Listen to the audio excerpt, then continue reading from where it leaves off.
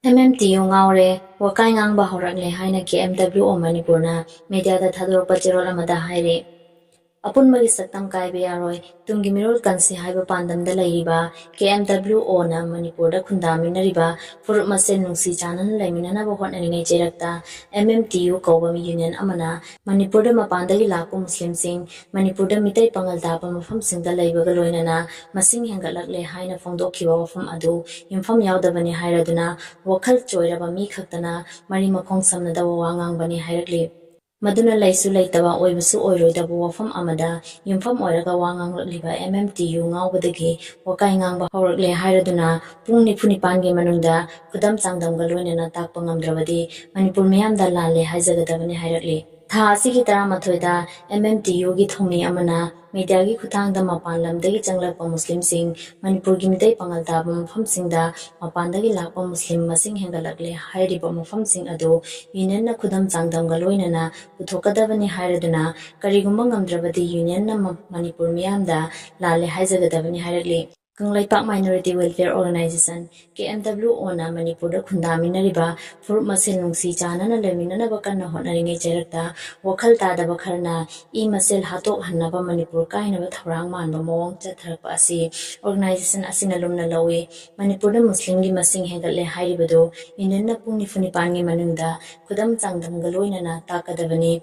masida chapchana hengatlamba tarabadi aikhoi mayam changduna makhoi bu tanthokmina si hairaduna karigumba tak pangamdrabadi union na miyamda Lalle soikhre Haijagadabani hairakli Organization na fruit masel nungsina na bahot nariba kaya asibu union na kang khatang tahan na bahot na bagi thawang tarai na laude hairakli Organization na fruit masel nungsina na bahot nariba kaya asibu union na kang khatang tahan na bahot na bagi thawang asibu tarai na laude haina palli Manipur da mitai pangal gi masing hengatpadi lai madu chatnarol gi matung ina nupa nupi yumbal pungsida khongdaraba matung makhoi gi chada nauda kaya hengalakpani maduda yumpham oiraga muslim masing hengalaki haibadi langani hairaduna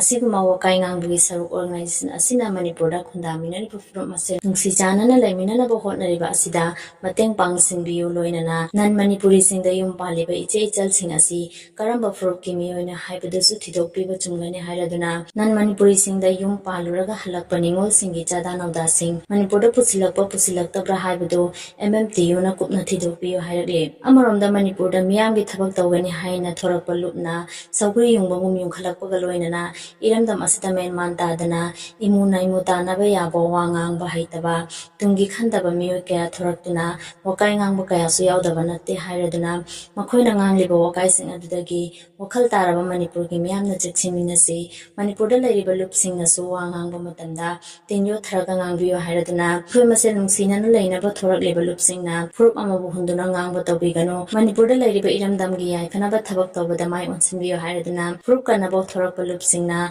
yekna daba furup ta khudam changdam laitana wachoi ngangbu khudakta tokadabani Manipur asi furup amakhaki nate furup kunthra mari kunthra mangana khundaraga laiminariba iramdam sana laibakni haibasusu kaudaba fai ngawbadagi chorol ngangba horaklaba union gi member sing wakhal taraba luchingba singna wakhal tahan bahot nabiyo hairaduna lup asina su MMTU bu matam chuppada kai khunaba goloinana union na kanglai paki ai phunaba chumba thabak kaya tawrakpada lup asina support tawgani infom yaudaba thabak thoramda lup asina kanaguma amatai kai khunaroi haina KMWO gi public secretary Rajiv na media da thador pachirol asita palli